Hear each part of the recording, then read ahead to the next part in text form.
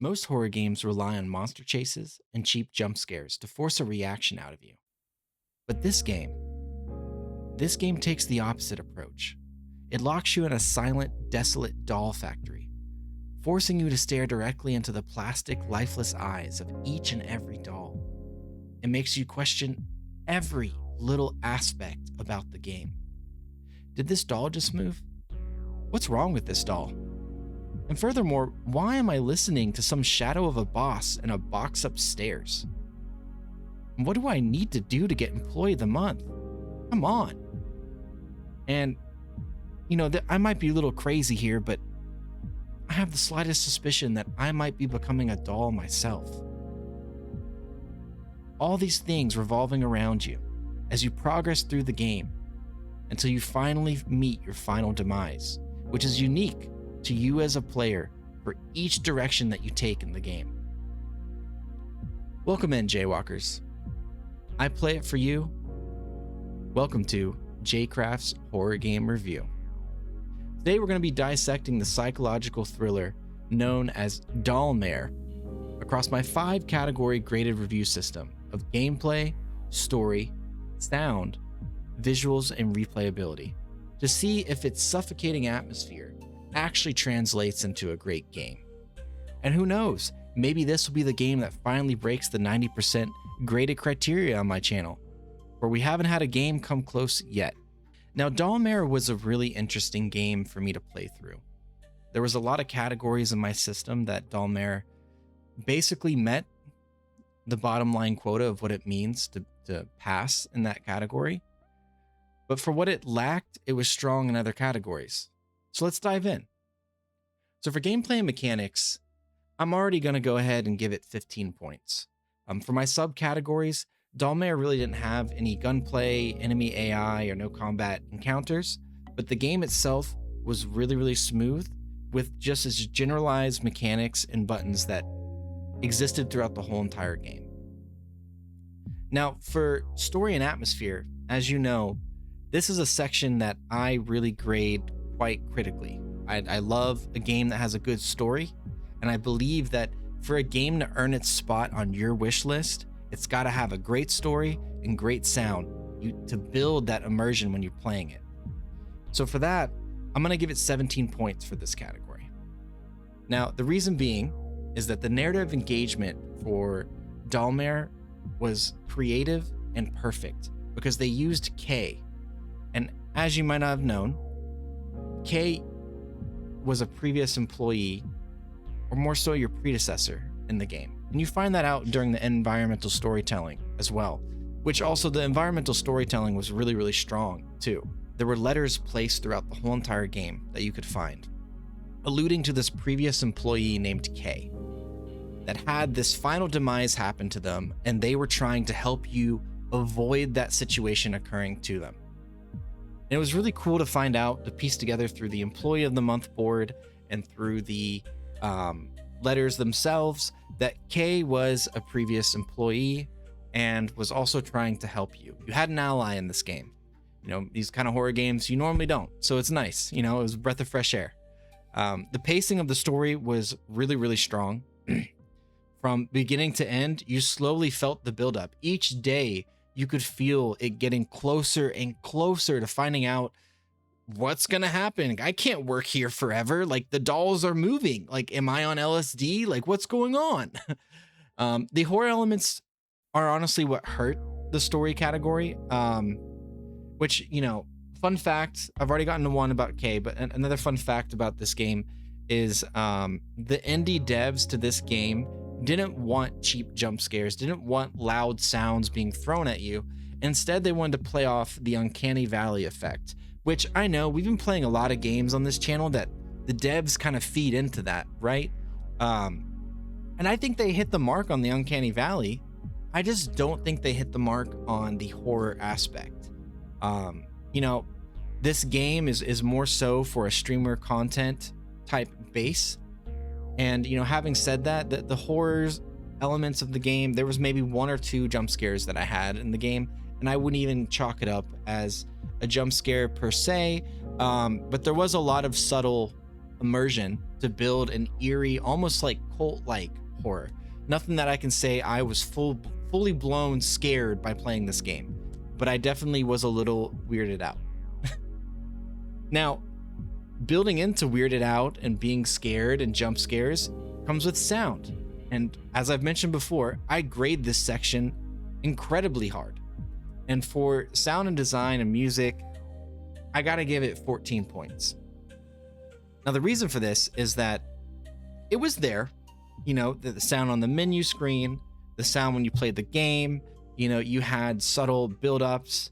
But when I think back to my playthrough of this game and I rewatch my content, I just don't think it was there. Now, normally games score low in this category because they just don't have the music to begin with. Dollmare did, and they did hit the mark, but I just don't think they were quite there. I don't know if it was the wrong sound choice, the wrong timing to play it, but there just wasn't enough ambient audio. I mean, it was okay, it wasn't anything to write home about. And that's kind of where the 14-point grading came from, was that it was there. You kind of had it. You kind of hooked me in and everything, but there just wasn't enough eerie sounds or anything of that nature. The soundtrack was good, but I will say the one thing that really strengthened this category was the voice acting. I love a game with voice acting, and Dollmare had it. It was great. I mean, honestly, if I could grade solely on just voice acting, Kay's voice actor was amazing. It felt like they were literally behind me, whispering in my ear, and it made the hairs on my neck stand up. It was amazing. I truly enjoyed the Kay cinematic and involvement as soon as we got introduced to them. Absolutely beautiful. But you got to think about too, like when it comes to these reviews, you got to take into account the layout of the game. How is everything structured? And that ties into visual and level design. And with that being said, I ended up giving this section 17 points, which is pretty high. And it kind of depends on the layout of the game and whether or not they score well in this category. But Dollmare did really, really well. I mean, the graphics were exceptional. I mean, really no complaints. I love the cartoony doll graphic effect they had. It makes it unique to Dollmare. And the lighting was perfectly fine. I didn't have any issues with the lighting. I'm trying to think, even like the box scene where they had the endless boxes that were falling down. I mean, the lighting was still perfectly well done. I was able to see everything and see how someone or something was kicking boxes down upon us. It was very cool to experience. Each doll felt like a memorable moment. And that's probably another strength to this category for Dollmare, was that, they have the endless mode, they have the game engine, which, is another cool fact, is that Dollmare is one of those games that has a very unique gaming engine where no player will get the same set of dolls in any playthrough, because the gaming engine learns and adapts from your play style and how you interact, on what dolls you get right, what dolls you get wrong. And I love that for them. That is really, really cool to have in a game, and it's rare to see nowadays. I'm talking about you, Nemesis. I miss you. But it was really cool, and you never knew what doll you were going to get. So each time you hit that green button to bring the doll on the conveyor belt, you knew it was going to be a memorable experience of, is this going to be an easy doll, a really weird doll, or that damn clown that keeps popping up every single day? The environmental detail was exceptional. I wish I could tie this into the story and atmosphere, but I already scored it pretty high. As you progress through the story, you notice that the environmental detail in the factory that you're working in started becoming more sporadic, more psychotic. Seeing these things that just didn't make sense. You come into a room, the light's off, you turn it on, dolls are everywhere, and then they disappear again. Or, just endless boxes everywhere, or endless doors where you got to choose the right pathway. I mean, it really played on the fact of, what is happening to me as a player? Am I losing my mind? Like, what is going to happen to me? Like the player itself in this story. That was a really good hook that they had, was using the environmental detail to their favor. anything that's about a good horror game, though, is the hidden secret category, which is replayability. You know, some games score poorly in this category.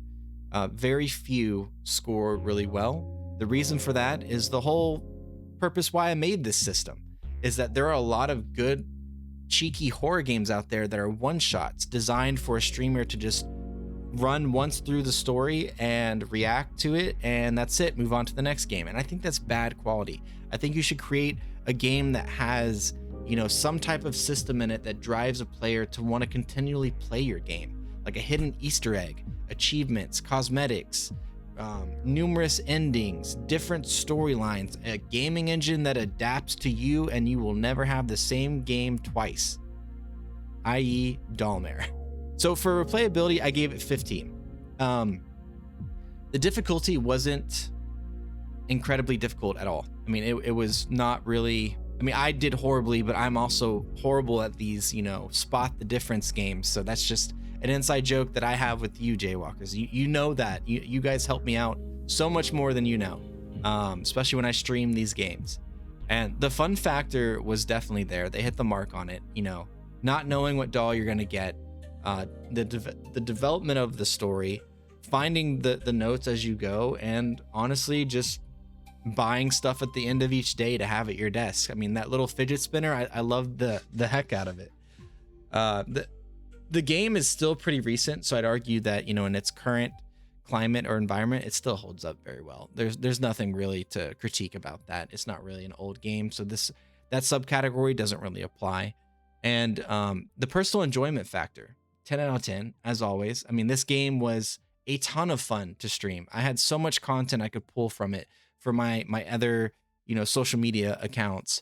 And the fact that they have an endless game mode just shows me that they had replayability in mind, and I can't wait to try that out for like an October spooky stream. So if you've done the math, you know, if you added all the categories together, Dollmare gets a grand total of 78% or a C+. And I know that this score is actually kind of surprisingly low for a game like Dollmare. I actually don't go into a review system with the score first in mind. I go through each section and grade each section and then add them up and go, wow, okay, I guess that's the score then, because I want to individually grade and then look at the total. If I go in saying I think this game is deserving of a B, then I'm gonna have bias in my mind going through the sections. So I honestly was really surprised by the score of Dollmare.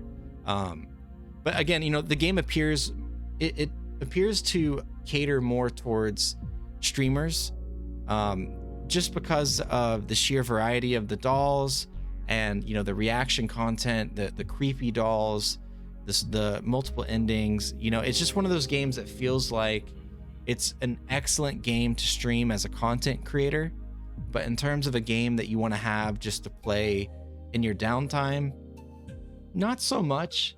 You know, I'd probably play Dollmare to get the other ending, or maybe even see how far I could get on endless endings, but you know, it's probably not going to be my top game that I want to revisit, at least not for another few months. At the end of the day, though, Dollmare proves that you don't need cheap jump scares or a massive budget to deliver a genuine terror of a game. And, you know, by leaning into this like psychological tension and the crisp sound design that they had with like a little bit of the subtle ambient audio that I mentioned, and, you know, just the atmosphere in general that was designed to get under your skin. It takes a simple premise, right, and turns it into a standout horror experience. And if you're looking for a short, unnerving thriller that actually respects your intelligence, I'd have to say Dollmare would be an easy pick to add to your Steam wishlist. It's a great game to just mindlessly go through and see what ending you can get. And if you do manage to get it, let me know what ending you get, because I did look it up, and this is actually one of my fun facts that I did have, was that, let me see, the game features a secret alternate ending tied to that voodoo doll that I failed horribly to bring with me. I literally saw it in the director's office, got the achievement of breaking into the director's office, and just said, this is pretty creepy, and then just left. And there's no way back. So my chat was eating me alive saying, why would you do that? But yeah, if you miss or ignore the doll, Kay tricks you into getting sprayed with gas. And that's the ending that we got, as you saw in the playthrough. However, if you find and destroy the voodoo doll, you break the director's mind control, leading to a revenge ending where the director gets trapped in his own gas. Which I did mention this on stream, but we are going to be playing Dollmare again, probably for a spooky stream in October, and we are going to be gunning for that ending. I want to see what it looks like. And there's only 2 endings that you can get, but again, I mentioned each playthrough is going to be completely unique to you as the player. So, and then let me see, I covered a little bit. I tried a different strat where I sprinkled the fun facts a little bit throughout this video, and I think the only one that I had left was to force players into hyper-focusing on the uncanny details of the dolls. The developers of this game purposely designed the controls and movement to be deliberately slow and stiff. This forces you to stand still and absorb the silence, creating a hyper-tense feedback to loop where the smallest head twitch or extra finger on a doll hits with the maximum impact. And they definitely hit the mark on that. But again, you know, 78 is not an ideal score that I would say Dollmare met, but again, like, you know, with my review system and how each section works, that is the most accurate grading score of Dollmare. 78%, and it covered a good couple bit of the marks, especially with, you know, the story and the visual and level design. But if you do end up adding this game to your Steam wish list, let me know what kind of ending you get. And if you did the endless endings, I want to know how that game mode is. Anywho, thanks for watching my JCraft horror game review of Dollmare. I appreciate each and every one of you hanging around and watching these videos that I love doing. I mean, this is the whole purpose behind my YouTube. I really enjoy doing these. And if you have any critiques or reviews, please just leave a comment, let me know. I'll take them into account and try to adapt and refine and work on these videos as I go. You know, I'm still a small content creator, so I don't have any, you know, editors in my pocket or anything like that. It is all on me. So I put a lot of hard work into these videos each week, and I appreciate any advice you can give me. Thanks all. Without further ado, I'll be seeing you.